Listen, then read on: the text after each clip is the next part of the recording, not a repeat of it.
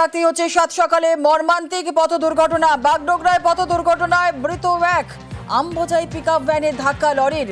সাত সকালে মর্মান্তিক পথ দুর্ঘটনা। আমবোঝাই পিকআপ ভ্যান এবং লরির মুখোমুখি সংঘর্ষ, মৃত্যু হলো একজনের। বাগডোগরার সন্ন্যাসী চা বাগানের কাছে এই দুর্ঘটনা।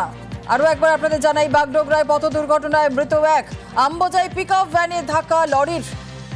বাগডোগরায় সন্ন্যাসী চা বাগানের কাছে এই দুর্ঘটনা। অত্যন্ত মর্মান্তিক খবর। সপ্তাহের শুরুর দিনেই বাগডোগরায় পথ দুর্ঘটনায় মৃত এক আমবোঝাই পিকআপ ভ্যানে ধাক্কা লরির। বাগডোগরার সন্ন্যাসী চা বাগানের কাছে এই দুর্ঘটনা। আরো বিস্তারিত জানাবে আমাদের সঙ্গে রয়েছেন আমাদের প্রতিনিধি বিশ্বজিৎ মিশ্র। কিভাবে দুর্ঘটনা ঘটলো, প্রত্যক্ষদর্শীরা কি বলছেন?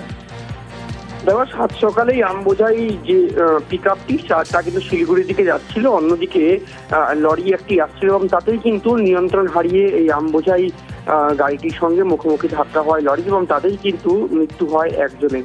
এবং পিকআপে প্রায় তিনজন ছিল, তারা বিহার থেকে শিলিগুড়িতে আম ডেলিভারি দিতে যাচ্ছিল এবং ঘটনাস্থলেই মৃত্যু হয়। মূলত এই যে সন্ন্যাসীর স্থান, সেখানে কিন্তু বারবার দুর্ঘটনা ঘটছে এবং প্রশাসনের পক্ষ থেকেও নজরদারি করা হচ্ছে, কিন্তু তারপরেও সাত সকালে এই নিয়ন্ত্রণ হারিয়ে এই দুর্ঘটনায় কিন্তু চাঞ্চল্য ছড়িয়েছে।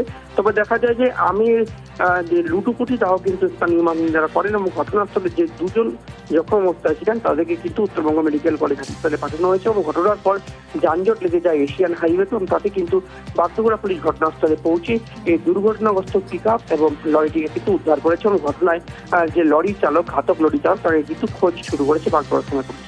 বেশ, ধন্যবাদ।